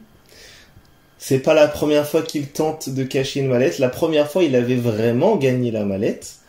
Il avait gagné purement et simplement. Il avait mérité sa mallette, sauf qu'il a perdu. Sauf que son caching n'a pas réussi. Et visiblement, vu ton pronostic, la malédiction de la mallette va lui tomber dessus. C'est terrible. C'est ça. Donc pour l'instant, en fait, pour ce soir SmackDown, je viens de dire un truc, il n'y a que un truc qui est annoncé, c'est le retour de Edge. Donc je ne sais, ça fait un peu peur quand on ne sait pas ce qu'il y a dans SmackDown, à part le retour d'une personne. Tu vois. Donc voilà, moi, donc t'en penses quoi, Kev, de ce que j'ai dit? Alors, Roman Reigns, John Cena, ça me rappelle un peu en 2008, Batista contre John Cena. C'est l'homme fort, vraiment, l'animal Batista, qui est un peu représenté par Roman Reigns contre John Cena. Et je me rappelle la fin du match, c'était Batista qui arrive à surprendre Cena d'un leg drop de la troisième corde avec sa Batista Bomb. Je vois bien pareil, vraiment, Roman Reigns qui arrive à surprendre Cena avec un gros spear malgré la grosse domination de Cena à la fin du match. D'accord. Et au niveau du caching de manette de Baron Corbin, tu penses que c'est une idée probable ou pas probable? C'est probable. Ouais, c'est probable qu'il cash in, sinon on pourrait imaginer ça d'une autre manière, c'est-à-dire qu'il gagne, mais qu'ensuite le titre lui est retiré et que justement ça le rend encore plus triste. Le titre oui! Ça, j'avais pas réfléchi, c'est vraiment pas cool. Ah oui, bien. J'avais vraiment pas réfléchi à ça, il a raison. Ouais, la fiesta de Baron Corbin, mais que le titre est lui retiré parce qu'il a triché, tout ça, blablabla. Voilà. C'est ça. Pour l'instant, qu'il fait sa fiesta, là, qu'il a son ring, on sera content en disant, j'ai enfin gagné quelque chose, j'ai gagné de l'argent, machin. Et pouf, là, il y a, genre, tu sais quoi, pour que ce soit encore plus bien fait, c'est Vince McMahon lui-même qui vient de l'annoncer. Ça serait bâtard, par contre. Ah non, mais c'est trop bien. Ou Shane McMahon ou Stephanie McMahon. Moi je pense que c'est Steph. Et je vais vous dire pourquoi je pense que c'est Steph. Parce que rappelez-vous, il y a quelques petites années maintenant, récemment, c'est Stephanie McMahon en personne qui avait contacté Baron Corbin pour le remettre un petit peu au goût du jour et lui donner autant d'argent. Elle lui a donné le rôle de Constable de Monday Night Raw. Elle lui a donné le rôle de dirigeant de la WWE et surtout l'homme qui peut justement perturber the Olympic Gold Medalist Kurt Angle, l'homme qui peut vraiment être à côté de lui et le corriger si jamais il fait des erreurs. C'est Stephanie McMahon en personne qui l'avait engagé et qui lui avait donné de l'argent. Donc pour moi, c'est logique que c'est Stephanie McMahon qui le détruit. C'est logique. Après, Chris, moi j'ai envie de te dire quelque chose. Il faut bien répéter aux personnes qui vont nous regarder que tout ça sont que des suppositions et que aucun papier n'est fait là-dessus. Parce que tu sais, les gens ils écoutent ce qu'ils veulent et ils n'entendent pas le reste. Tu vois, donc il faut bien préciser que tout ça c'est que de l'imagination et un peu nos fantasmes en vertu du catch, quoi. C'est ça, tout à fait. Tu as tout dit. Pour mon pronostic, moi j'y réfléchis vraiment, ça fait depuis le 1er août que j'y réfléchis et je me dis mais ça y est, on a enfin le match que tout le monde veut.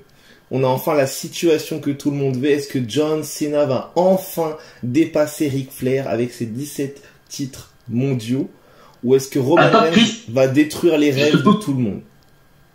J'ai oublié de dire quelque chose dans ma pronostic tout à l'heure. C'est, vous savez pourquoi je pense qu'ils vont faire gagner Cena ce week-end.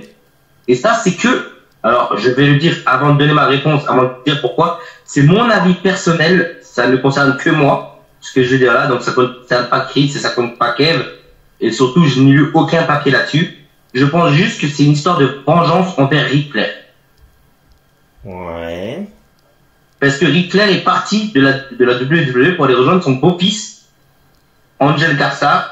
Non, Andrade. Pas Angel Garza, Andrade, pardon, oui, pardon. Il allait rejoindre son beau-fils ce week-end quand il a catché. Oui, il a perdu, bien sûr. Et du coup, maintenant il parle d'un possible que Ric Flair l'accompagne aussi à l'AEW. Donc, je pense que si tout ça est révélé, ils veulent pas que Ric Flair continue à être sur le podium.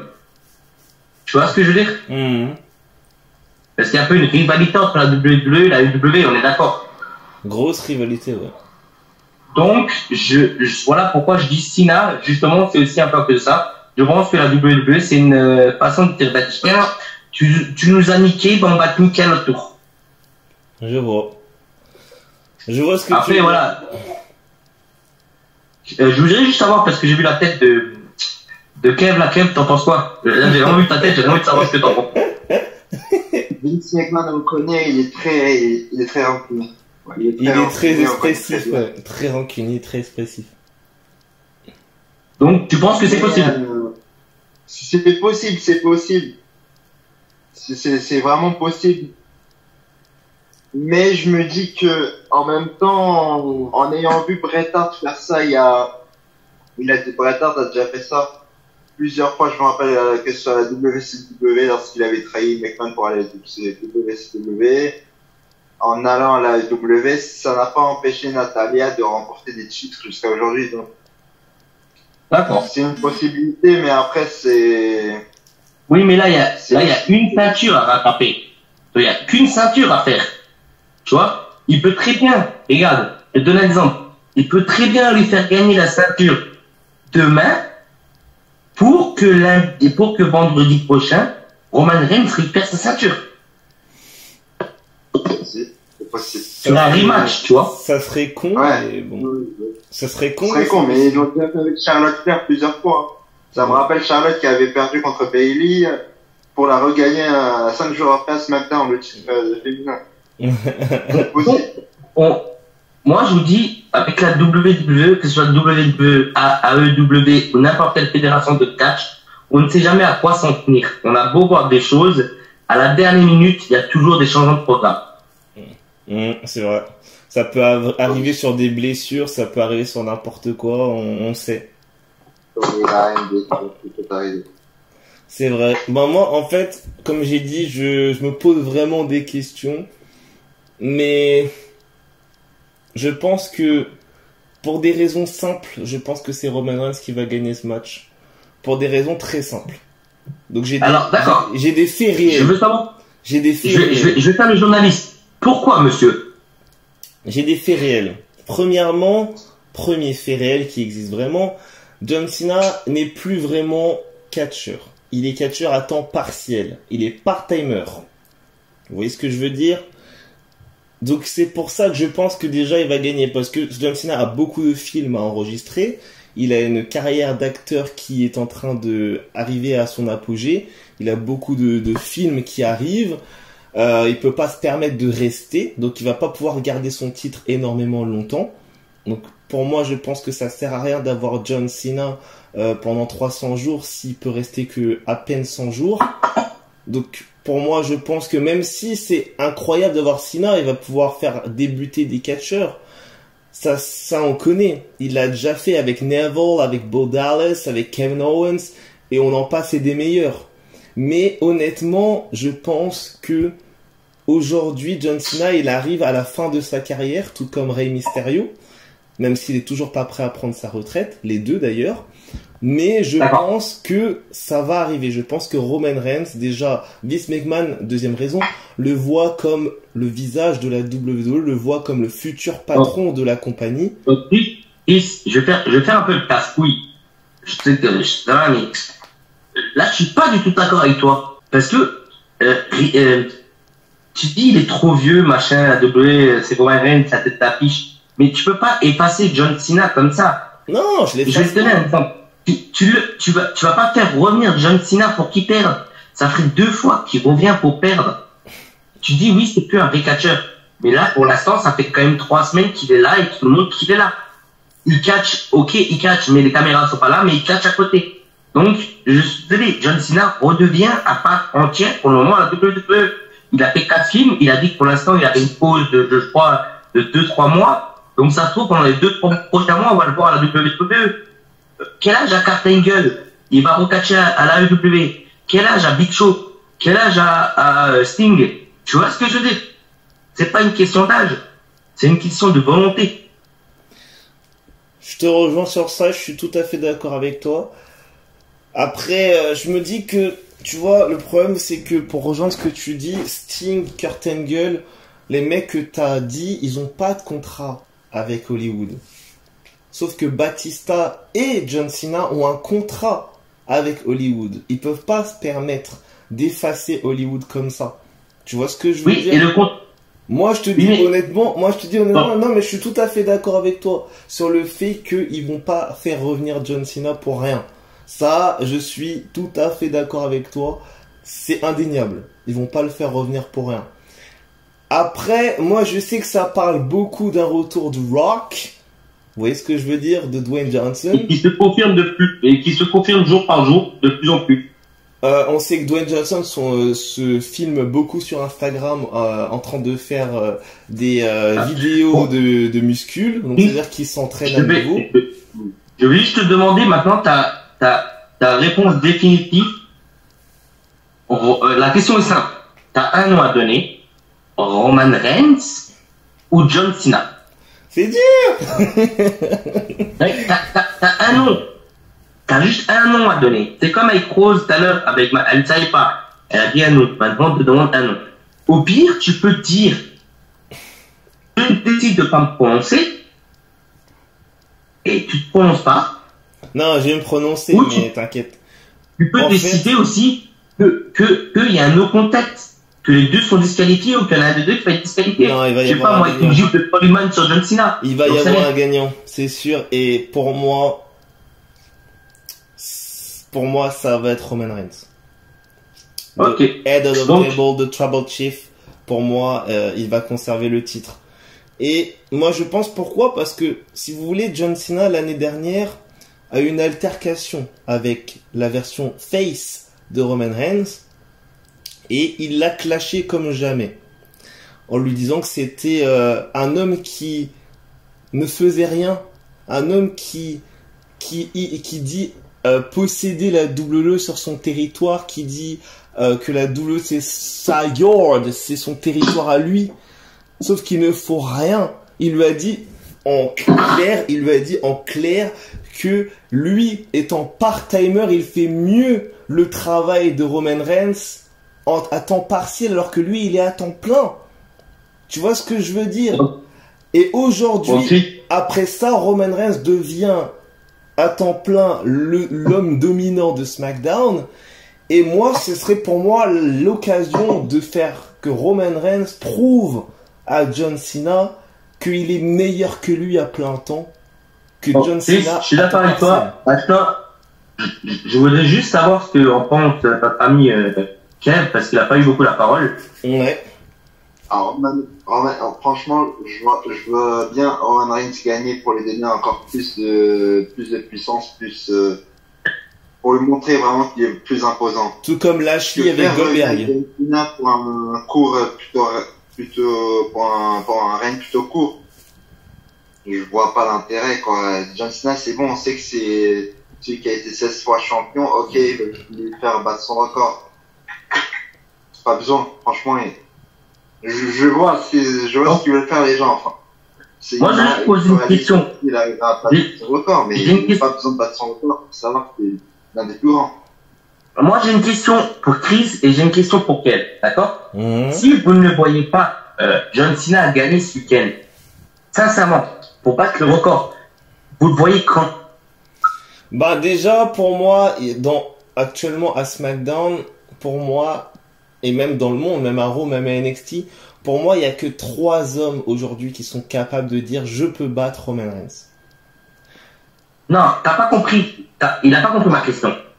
Ma question est simple. Si tu ne vois pas Roman Reigns si tu ne vois pas John Cena ce week-end gagner sa ceinture pour être plus fort que Ric Flair, pour être au-dessus de Ric Flair, quand tu le vois gagner ce titre? Déjà, moi je pense que déjà ça sera ni à SmackDown ni à SummerSlam. Pour moi, faudrait faire ça à WrestleMania. Premièrement.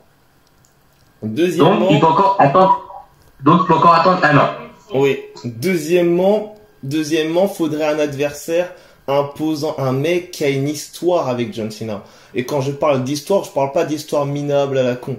Je parle d'histoires sérieuses, des trucs qui datent de 20 ans, de 30 ans, de 10 ans. On s'en fout. Tu vois, ça serait des rivalités comme Stone Cold, The Rock, ça serait CM Punk, ça serait Chris Jericho. Donc, tu vois ce que je veux dire? Des mecs comme ça. Chris, tu dévies un peu. J'aime bien avec Chris, c'est qu'on parle d'un truc et lui il parle dans d'autres trucs. Mais non, mais je réponds à ta question. Je réponds à ta question. Mais, en même temps, c'est son amour du catch. Donc maintenant, je vais poser la même question à Kev. Bah, comme il avait dit à SummerSlam, c'est vrai que c'est très beau. Mais est-ce que vraiment il voulait faire battre le record un jour? C'est ça que je me demande, parce que on se rappelle quand Chris Jericho est parti, on sait que c'est lui maintenant qui a le plus grand nombre de règnes pour le titre intercontinental. The Miz avait une occasion de battre son record, et pourtant la WWE n'a pas laissé The Miz gagner. Donc je me dis, est-ce que ça... Alors, j'ai un peu compris sur ça, mais si j'ai bien compris, c'est parce que la WWE attend toujours un retour de Jericho. Si j'ai bien compris, ce qui se passe dans les choses, c'est que Jericho ne dirait pas non à un futur retour à la WWE. Donc est-ce que c'est peut-être à cause de ça? On ne sait pas. Pour ceux qui sont en train de se demander, The Miz est à 8 titres intercontinental et Jericho à 9. Donc, tu vois, la question qu'il faut se poser, c'est, tu vois, si par exemple demain tu fais perdre ce record à Jericho, qu'est-ce qui lui donnerait encore envie de revenir à la WWE? Rien. C'est vrai que... Il y a que ça ils peuvent jouer là-dessus en disant, regarde, on te laisse le record, on t'a laissé le record, on te l'a pas enlevé, reviens. On te redonnera, je sais pas, ils mettent dans le contrat, on te redonnera 5 titres intercontinentaux. Tu vois? Ouais. Moi, je suis sûr que si la WWE veut faire revenir n'importe quel catcher au sein de sa fédération, à part un ou deux, peut-être, je pense surtout à Dean Ambrose, qui, certes, ne reviendra plus jamais, je pense. Si, il peut. Il l'a dit dans une interview, il a dit que il refusera jamais une revenue à la WWE parce qu'il a toujours une histoire avec The Shield. Il a des gars là-bas que c'est ses meilleurs potes, à part Roman Reigns et Rollins, et qui refusera pas un retour à la WWE. Mais il pense que la AEW a un meilleur produit. C'est ce qu'il a dit. Alors moi, je vais continuer là-dessus. En fait, je voudrais Chris mettre en place maintenant à chaque live 3 petites questions que je vais vous poser. Parce que vous savez que moi, je ne suis que le catch depuis 2014. Donc voilà, j'aime bien apprendre un peu des trucs nouveaux. Donc je vais poser 3 questions sur l'ancien temps. D'accord. Donc je vais commencer avec une question. Elle est pour toi, Chris. Quel est, avant 2014 bien sûr, le show que tu as préféré et que je n'ai pas connu? Le show quoi, dans le main roster ou dans les pay-per-view? Pay-per-view. Le show que j'ai préféré avant 2014. Ouh, tu remontes à loin, toi. Je dirais Extreme Rules. Si tu peux réfléchir, je peux demander à Kev. Non, je dirais Extreme Rules.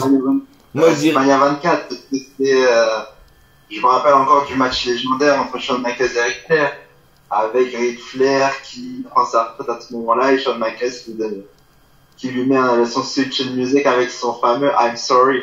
Ouais, c'était l'un des plus beaux moments que j'ai vécu et c'est là que je suis devenu, où Shawn Michaels est devenu l'une de mes idoles, en fait. Ouais, c'est clair. Après, moi, je dirais Extreme Rules avec le face-à-face entre Brock Lesnar et Triple H, je crois, ou John Cena, je sais plus, mais je crois que c'était Triple H. Quelle année? Non, je crois que c'est Cena et c'était en 2013. C'était 2013. Ouais, c'était 2013. H était après. Ouais, John Cena et Brock Lesnar. Alors ça concerne même les catcheurs d'aujourd'hui. Quel est le catcheur que vous détestez le plus au sein de la WWE? Actuellement ou avant? Dans tous les temps. Wow, c'est compliqué. Vas-y, Kev, je te laisse répondre en premier. Alors, vraiment... Alors moi, le catcheur que j'ai détesté le plus, je me rappelle, c'était Randy Orton. Vraiment, c'était celui qui avait l'un des meilleurs personnages en heel. Donc, pour moi, Randy Orton, ça sera l'un des meilleurs heels de l'histoire. Ok. Ça se défend. Il y en a beaucoup. Je dirais Brock Lesnar, ouais. Je dirais Brock Lesnar parce que pour moi, Lesnar, c'est un homme qui a été monté sur un monstre, sur un bagarreur de UFC. C'est un mec qu'on surnomme The Beast. Et pour moi, voilà, on se souvient tous de Brock Party, hein, pour les référents. Ça m'a un petit peu remis des questions en tête. Je me suis dit, mais à quoi ça sert de lui faire gagner la mallette comme ça? Ça le décrédibilise complètement. Donc après, j'ai commencé à aimer de moins en moins Brock Lesnar. Et après, bon, quand il a fait son retour un peu plus tard, je me suis dit, ah, enfin, The Beast comme on l'aime. Voilà. Donc, Brock Lesnar. Je vais terminer par une question. En fait, le but du jeu, c'est vous mettez à la place de Vince McMahon. Ah, j'aime bien l'idée. Quel catcheur vous n'aurez pas licencié? Parmi tous ceux qui ont été licenciés? Oui, si vous avez quel catcheur à garder, lequel vous gardez? Ben, Kev, je te laisse répondre en premier. Mets-toi dans la peau de The Fiend Bray Wyatt. Ok. The Fiend Bray Wyatt. Je pense que les gens vont beaucoup t'aimer. Je pense que les fans qui suivent la vidéo vont beaucoup t'aimer, Kev. Et toi, ces personnages sombres, comme il y en a rarement aujourd'hui. Vraiment, on a vu rarement des personnages aussi sombres que lui. Des monstres. Ah, c'est un génie. Et ouais, c'est un génie. Surtout, je voudrais rajouter, il écrit bien ses histoires. Eh, Brett, c'est un génie. Brett, c'est un génie. Il a de très bonnes idées. Franchement, je voulais dire Bray, mais je le laisse parce qu'il l'a dit. Je vais dire Tommy Hand, Aleister Black. Moi, je vais dire, et que j'ai envie de répondre à cette question, Braun Strowman, Colonel. Okay. En fait, maintenant, je vais vous poser une question qui a rapport avec ce que je viens de dire.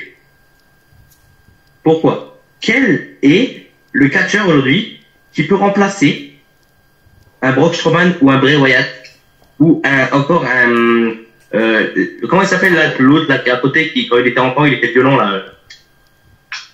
C'est violent. Ah, il s'est fait virer pour viol là parce qu'il avait violé une femme. Lars Sullivan. Ah, oui, d'accord, oui. Regardez que les trois monstres là. Aujourd'hui, vous allez me dire si vous êtes d'accord avec moi. Il reste Commandant Aziz. Et il reste Omos. Omos, c'est le bras droit de AJ Styles. On est d'accord là-dessus? On est d'accord. Et Commandant Aziz, pour l'instant, c'est une merde à côté de d'Apollo Crews. Moi, je pense qu'il faudrait donner maintenant, si on peut vraiment dire, parce que moi j'entends, je sais pas ce que vous en pensez, mais que le Omos, c'est le nouveau Braun Strowman. Ils veulent le bâtir comme le nouveau Brock Strowman. D'accord? Qu'est-ce que vous ferez à la place de la WWE? À la place de, toi, avec qui vous ferez pour devenir le nouveau Brock Strowman de la WWE? Quel superstar vous décidez? Le séparer des J-Styles, c'est déjà une étape. Le séparer des J-Styles, puisque un gars comme, qui a la carrière de Braun Strowman comme Omos, bah, il a pas besoin des J-Styles, hein. Pas du tout. Un gars qui est plus petit que lui, qui certes est talentueux, très fort, mais même AJ Styles n'a pas besoin de quelqu'un avec lui pour briller. Je suis d'accord. Moi, c'est le tout seul. Je préfère le phénoméno tout seul. C'est ça. Je préfère un AJ Styles seul qu'un AJ Styles accompagné. Déjà, moi, que AJ Styles soit heel ou face, je l'aime, tu vois. C'est un catcheur que j'aime depuis qu'il est là, que je le connaissais pas avant la WWE, tu vois. Mais c'est vraiment un catcheur que j'ai apprécié fil du temps. Comme, Randy Orton. Randy Orton, quand je suis arrivé au début, je le testais. C'était un mec que je ne pouvais pas piper. Tu vois. Et petit à petit, je me suis accroché à ce personnage, à cette idole, on va dire un peu une idole maintenant pour beaucoup de monde. Et voilà. Mais moi, au fin de la fédération, moi je trouve qu'il y a trop de licenciés cette année. Ouais. Donc, d'ailleurs, on va en j'aimerais parler juste dans savoir une vidéo. les trois catcheurs que vous regrettez. Ben, personnellement, je dirais en 1 Aleister Black. Parce que c'était un mec que j'aimais énormément et que j'avais vraiment, vraiment beaucoup de, vraiment, j'ai toujours aimé Aleister Black, que ça soit NXT, Raw ou SmackDown.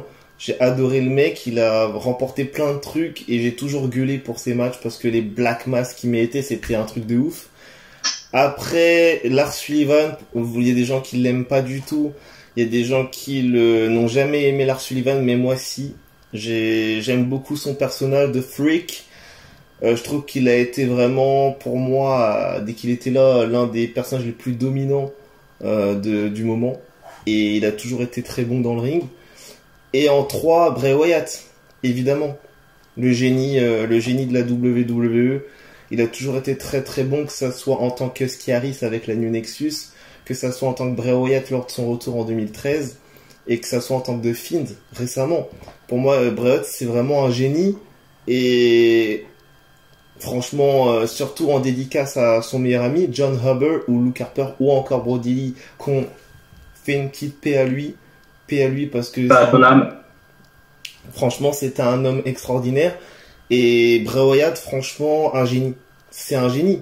Et franchement, je lui souhaite d'aller où il veut. Parce que pour moi, personne ne le refusera. Et franchement. Oui. Kev, à toi. C'est dur à répondre. Oui, bien sûr, j'aurais mis The Fiend, Bray Wyatt.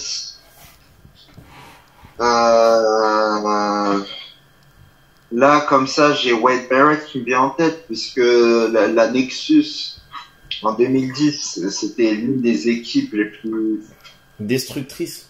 Vraiment, qui m'a impressionné, vraiment, c'était une équipe destructrice. Ils sont arrivés comme ça, en train de détruire tout le ring. C'est pas genre, ils viennent, ils détruisent les catcheurs et ils partent. Non, ils dégagent. Comme certaines équipes font. Non, c'est vraiment, ils arrivent et détruisent les catcheurs, ils détruisent le ring, ils détruisent les commentateurs, la table des commentateurs. C'est vraiment, tu vois qu'ils en ont pas contre les catcheurs, c'est qu'ils en ont contre la compagnie. Et j'ai bien aimé l'histoire. L'histoire, c'était 7 catcheurs de NXT qui sont là pour prouver qu'ils ont le talent pour aller dans le roster principal. Et Wade Barrett, c'est vraiment quelqu'un qui, tu vois, c'était le leader. Stu Bennett, qui est actuellement commentateur à NXT. Moi, je vais peut-être vous choquer, mais je trouve ça dommage que Bo Dallas soit plus là. Et oui, le frère aîné de Bo Dallas, le frère de Bo Dallas, je vais peut-être qu'est-ce que je dis? Je vais vous sortir des noms de catcheurs. Vous allez me dire, mais pourquoi ces types? Je vais vous sortir aussi José Nosé. No way, José. No way, José. En fait, il licencie un peu les catcheurs qui divertissaient réellement le public. C'est vrai. Nosé c'est Nosé avec tous ses camarades là qui viennent et qui arrivent avec lui. Et Bo Dallas, à cause de sa ferveur, son sourire, son humour, Tu vois ce Mais que je veux dire? surtout, c'est un homme qui Bolivie. Oui. Donc, voilà, surtout, je termine sur mes questions. Après, moi, j'ai un petit truc à vous proposer, les amis. Ouais. Que ce soit toi, Chris, et que ce soit toi, Kev. Vous serez pas là en tant que Chris et Kev, vous serez vraiment là en tant que catcheur. Yep. Et je ferai vraiment une interview avec vous, en vous posant vraiment comme tu as fait avec ton ami. C'est vraiment un truc parce que vous êtes des stars à en devenir, si ça se trouve, on ne sait pas. Ah, on ne sait jamais. Dans le métier-là, on ne sait pas. Demain, il peut très bien avoir un recruteur de la NXT qui vient et qui vous recrute. On espère. Donc, on va dire que tous les deux, moi, j'ai envie de savoir comment ça se passe des entraînements. Je vais vous prendre chacun votre tour. On va faire 2 lives sur deux jours. Un jour Chris, un jour Kev. À bout de vous organiser quel je prends en premier. Et voilà. Ah, tu nous prends ensemble, savoir comment ça se passe. Parce que je pense qu'il y a beaucoup de personnes qui se demandent comment ça se passe les entraînements des gens qui ne sont pas vraiment stars. Après, moi, je pense que c'est mieux quand tu nous interviews ensemble, parce que je pense que moi, tout seul, j'aurais pas autant d'idées que Kev, parce que Kev, il est vraiment pointueux sur ce genre de choses. Il dit vraiment des choses très cool. Donc on fera une interview. Chris, Kev, vous serez mon invité. Et je vous poserai des questions. Ça fait bizarre, mais moi, j'accepte. Non.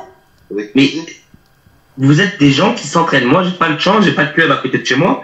Mais ça fait rêver beaucoup de monde, le catch. Avec nos personnages ou sans nos personnages?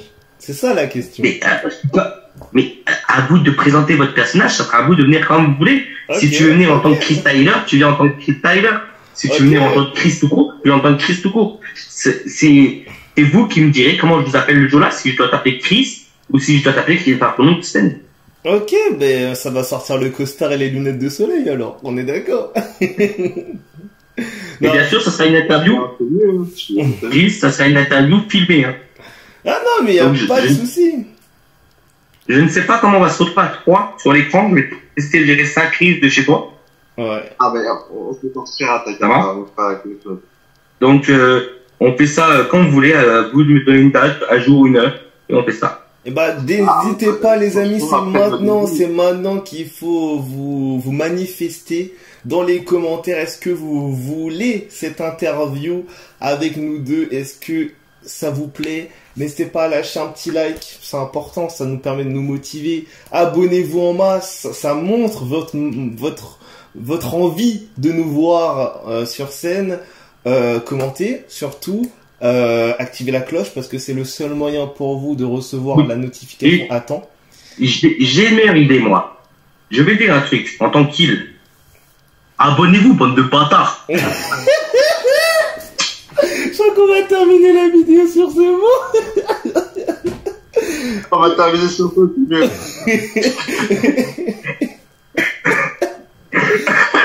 Dans cette émission, on aime rire et il y a des moments sérieux. Mais là, c'est le meilleur truc, là. Là, franchement, c'était magnifique. C'était bien dit. Je vais dire ma phrase fétiche, il faut faire vivre la chaîne. Et pour faire vivre la chaîne, mettez des pouces bleus, des commentaires et n'hésitez pas à partager la vidéo. C'est clair.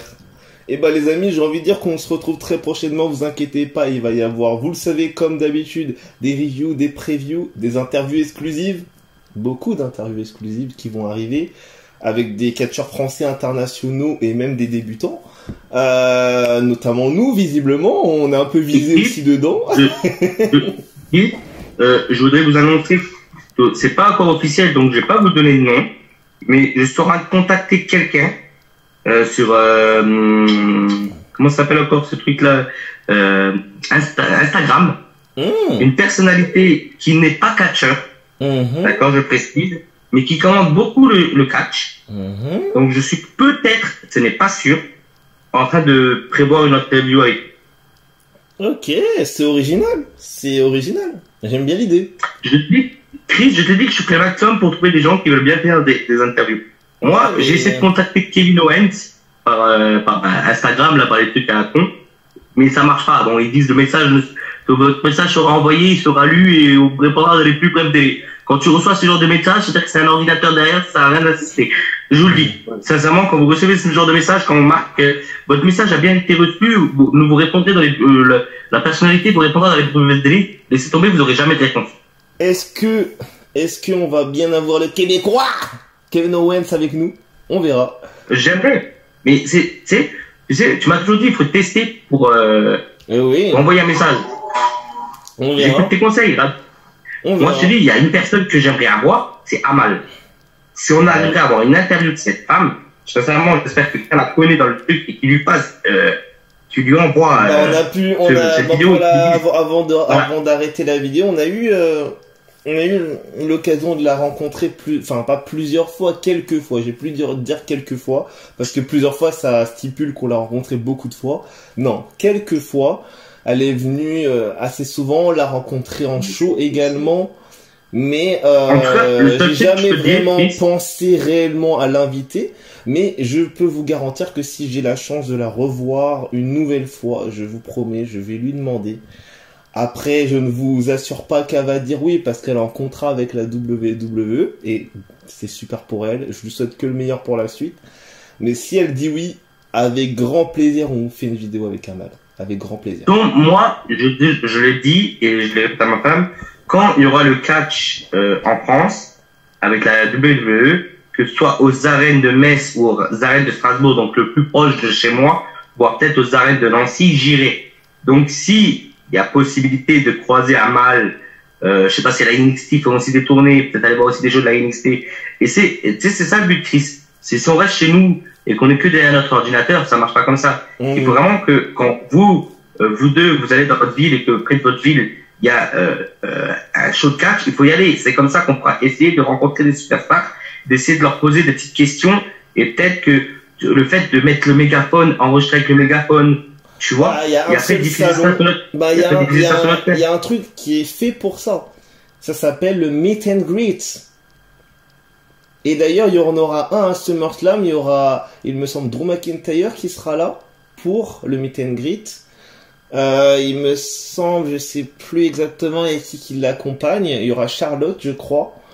Mais voilà. Bref, le meet and greet, c'est fait pour ça.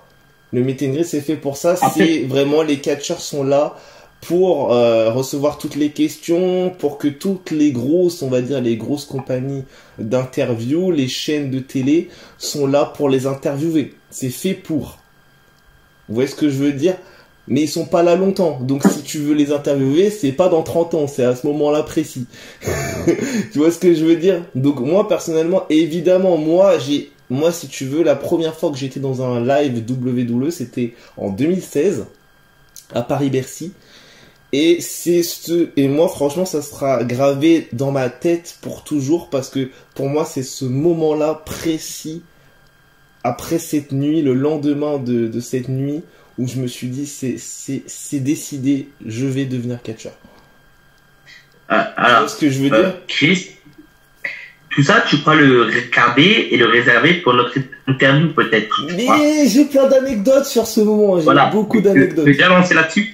Non, mais moi, je pense que pour faire vivre la chaîne, notre chaîne, parce que pour moi, il n'y a pas de chef, on est une famille. La famille du catch, ça s'arrête là. C'est clair. C'est-à-dire que on partage tous des bons moments. Ok, Chris, tu peux prendre la main épaule parce que c'est ta chaîne, je le comprends, je le conçois. C'est un peu toi quand même le big boss de cette chaîne parce que c'est toi qui as eu l'idée. Mais il faut vraiment qu'on essaye de faire ensemble et surtout plus faire de contenu pour les fans. C'est clair. Moi, j'ai toujours été basé sur... je pense que les gens qui me regardent le savent maintenant. J'ai toujours été basé... Chris, tu coupes pas la vidéo à la fin. Hein. Oui, j'ai toujours été basé sur une théorie pour la chaîne. C'est... Moi, je suis prêt à travailler avec n'importe qui. N'importe quel fan de catch, parce que je me dis qu'il a des choses à raconter, qu'il a de l'expérience à raconter, qu'il a une histoire à raconter. Et j'ai toujours été comme ça. Et je me dis que pour moi, le catch, ça fait maintenant 16 ans que je regarde. Tu vois, et pour moi, le catch, c'est dans ma peau depuis des années. Moi, je suis prêt. Je suis prêt à travailler pour en faire que cette chaîne soit considérée comme la meilleure chaîne de catch au monde. Et si ça arrive un jour, je serais vraiment très heureux parce que je suis parti vraiment de très très bas. Alors Chris, je vais te dire un truc sincèrement sur ça. Je parle vraiment en tant qu'honnêteté, tu me connais mon honnêteté et tout ça. Mais pour qu'on soit une meilleure chaîne, déjà, il faut plus de contenu. C'est clair. Plus on peut faire, parce qu'en fait, moi, je regarde un peu toutes les vidéos qu'il y a sur le catch. Il y a jamais, il y a beaucoup de trucs, mais il y a très peu de live. En fait, en vérité, dans les nuits, il y a 2 personnes qui font les lives. C'est le catch, je crois, et Catch News. Ouais, Sturi, on le connaît bien, on l'a déjà vu plein de fois. On te fait une dédicace d'ailleurs, Sturi. Ah, moi, je vais pas mentir, mais les SmackDown Report et les Raw Report et les NXT Report et tous les reports, je vais les voir chez lui. Ils sont trop cool, il fait trop rigoler, ce type. Ah non, mais la vérité. Non, mais il est bon. Parce que personnellement, moi, il y a, pour les théories qu'on leur fait une dédicace, parce que c'est le moment des dédicaces, moi, bon, il y a trois personnalités catchesques qui m'ont, pour certains, donné envie de faire du catch, et aussi qui m'ont passionné pour créer une chaîne YouTube. Donc, il y en a 3. Donc, le classement, ça va être très simple. Très, très simple. Pour moi, déjà, en 3, je vais mettre Sturi, de C'est ça le catch. Parce que pour moi, mis à part sa carrière de catcheur, Sturi, c'est un homme qui est très passionné de catch et qui le montre chaque fois qu'il fait des vidéos. Et franchement, je kiffe cette personnalité et j'ai la même personnalité et franchement, c'est incroyable. C'est incroyable de montrer aux gens, tu t'en fous des gens qui te critiquent, t'es là, tu montres ce que t'as à montrer et c'est tout. Ça, j'adore cette mentalité. Après, en deuxième, j'ai oublié son nom, Guillaume Lepers. Guillaume Lepers, qui vraiment pour moi a construit une chaîne exceptionnelle. Et ensuite, en dernier, je vais dire Kev Raker, pour les connaisseurs. Parce que c'est lui qui m'a donné envie de faire une chaîne YouTube. C'est lui qui a, entre guillemets, m'a donné envie de faire cette chaîne. Et qui a fait qu'aujourd'hui, quand même, elle marche. Donc, je dirais merci à ces 3-là. Parce que pour moi, ils ont 3 chaînes vraiment sympathiques. Et c'est des experts maintenant du catch. Guillaume Lepers, Sturi et Kev. Et on les salue. On les salue et on leur souhaite le meilleur pour la suite. Big up. Bon, maintenant... On va dire tous un mot de fin et on va couper là-dessus, je pense. Mais sincèrement, n'oublie pas de faire des coupages. Parce que la vérité, on a raconté tellement de trucs, je pense qu'à des moments, il faut couper. Je pense qu'on est d'accord. Oui, ça sert à ça. Il y a beaucoup de choses qui ne concernent pas la vidéo, donc il faudra couper. Il faudra couper certains trucs. Après, t'as qu'à faire un montage avec ce que t'as coupé. T'as qu'à marquer les best-of du tournage du sport, tu vois. Je vais voir. Moi, je pense que le dernier mot que j'ai envie de dire, c'est très simple. C'est une phrase que je dis souvent dans certaines vidéos et je pense que je vais la redire parce que pour moi, c'est normal. On va peut-être terminer par toi parce que c'est ta chaîne, non? Aussi, comme vous voulez. Moi, je m'en fiche. Honnêtement, c'est comme vous voulez. Kev, vas-y. Ton dernier mot, le dernier mot que tu as envie de dire. Bah, n'hésitez pas à commencer le catch si vous en avez envie. Faites ce que vous voulez de votre vie sans avoir peur d'être jugé. Donc, lancez-vous si c'est votre projet. Lancez-vous si c'est votre rêve. Rose, est-ce que tu as un dernier mot à dire à la jante féminine ou alors aux hommes? Elle est plus là. Ah. Ben, toi, Mike, alors. Est-ce que tu as un dernier mot? Alors, moi, j'ai un dernier mot. Voilà. Si c'est qu'un mot, ça va être chiant parce que lui, il a dit des phrases complètes. Une phrase complète. Non, ce que je veux dire, c'est juste, comme il a dit, n'hésitez pas à faire ce que vous aimez. Et ce qui est le plus important, c'est que je vais faire marcher la chaîne. J'ai plein de projets à discuter avec Chris et Kev parce qu'ils font partie de la chaîne aussi. Donc voilà, n'hésitez pas à nous donner des idées dans les commentaires. Toute idée sera bonne à prendre. Et toute personne qui veut monter sur les lives, contactez-nous sur Messenger et Facebook. Tout simplement. Ok. Bah moi je vais rejoindre déjà Kev parce que c'est un peu mon partenaire, un peu beaucoup même. Et surtout, oui, non, je suis tout à fait d'accord avec vous deux, sans rigoler. Les gars, franchement, c'est un truc que je dis souvent, mais faites-le. Parce qu'honnêtement, il y a pas de gêne, il n'y a pas de honte à avoir d'être fan de catch. Honnêtement, je sais pas, Chris, arrête là-dessus, on en parlera dans la vidéo qu'on va faire, parce que autrement, on n'aura plus de vidéo. Arrêtez, c'est pas juste. Phase de fin est terminée. Non, honnêtement, en vrai de vrai, croyez en vous. Croyez en vos rêves. Si votre rêve c'est de devenir catcheur, faites-le. Si c'est arbitre, faites-le. Lancez-vous, allez dans une école de catch, lancez-vous. Même si vous avez honte parce que vos parents ne veulent pas que vous fassiez ça pour votre envie, c'est pas grave, lancez-vous. Il n'y a pas que le catch. Il faut vraiment dire qu'ils se lancent vraiment dans ce qu'ils ont envie de faire eux et qu'ils n'écoutent personne. Et faites ce que vos rêves vous dites. Si vous avez envie de devenir chanteur, chantez. Danseur, pareil. Donc, je vais dire que vous voulez. Le mot qui va... Je vais clôturer ce show. Fais-toi ce plaisir. Là, on est limite dans un show, toi. Je vais clôturer ce fin de report qui a duré, je pense, de pronostic qui a duré un peu plus d'1h30. Donc, je vais dire, comme dirait Christophe Ajuste ou Pipe Géraud, la suite. Au prochain numéro! Yep! On se retrouve très prochainement. Gros bisous à vous. Allez, salut!